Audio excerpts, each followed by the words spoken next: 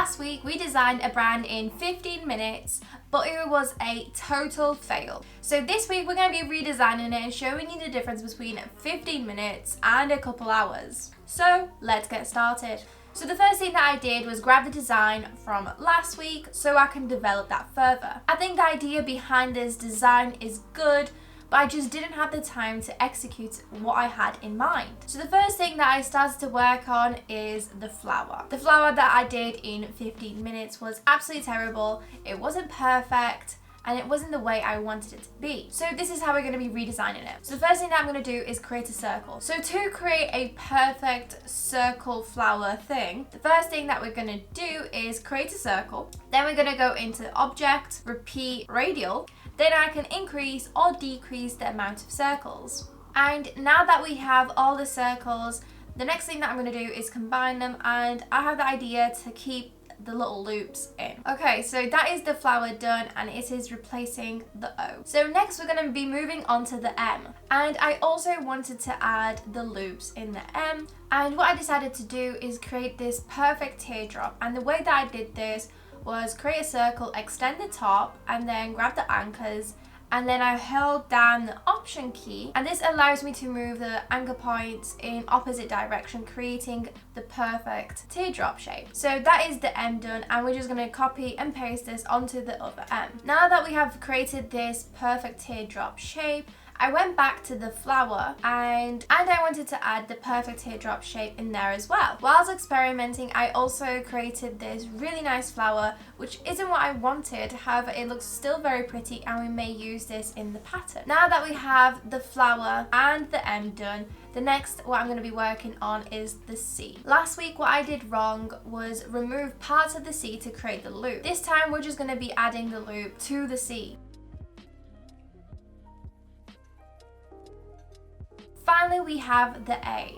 And again, I wanted to have a loop in there as well. At first, I added the loop from the M, but that didn't work. Then I flipped it around and have it at the top of the A. And finally, I used the loop from the C and flipped that into the A, and that worked perfectly. So this is the primary logo, and I absolutely love it. This is something that I had in mind when I was creating the brand in 15 minutes, but just didn't have the time to execute it. So it is great to see this brand come to life and actually work. But this isn't the whole brand done. Next, we're going to start working on the logo mark. As last time, I wanted the flower to be in the middle and then the words going around it. Because the letters are custom, I cannot just create a circle and type on pass. So a recent tip that I learned from Abuconic is turning the custom letters into an art brush. And to do this, I selected my custom type and added it into the brush section by just dragging it in. Then selecting art brush. However, this didn't really work the way I wanted it to work. When I was placing it into the circle, it looked weird and dysmorphed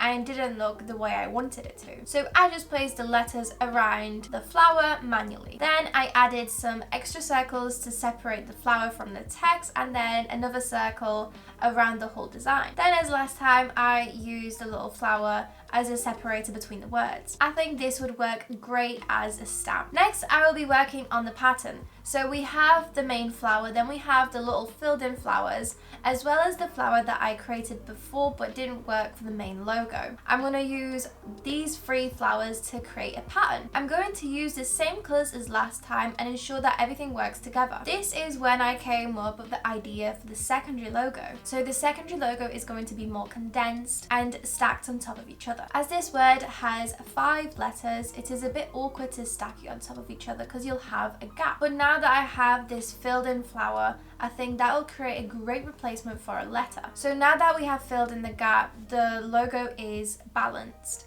and it is a perfect secondary logo. Finally, I have made some adjustment there and there, and I have added the whole color palette. I decided to change the red on blue to white on blue.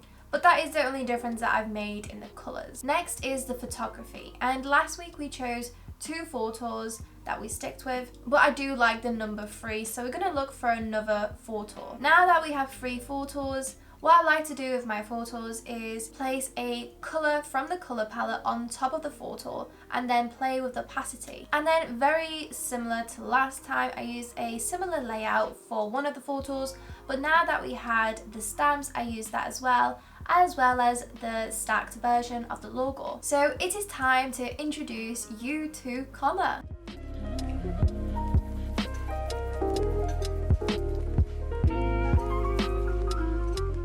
I hope that you have enjoyed this video, and if you have, please give it a like, subscribe and comment, and let me know down below if you have a brand that I should design next. And I'll see you guys next time. Bye!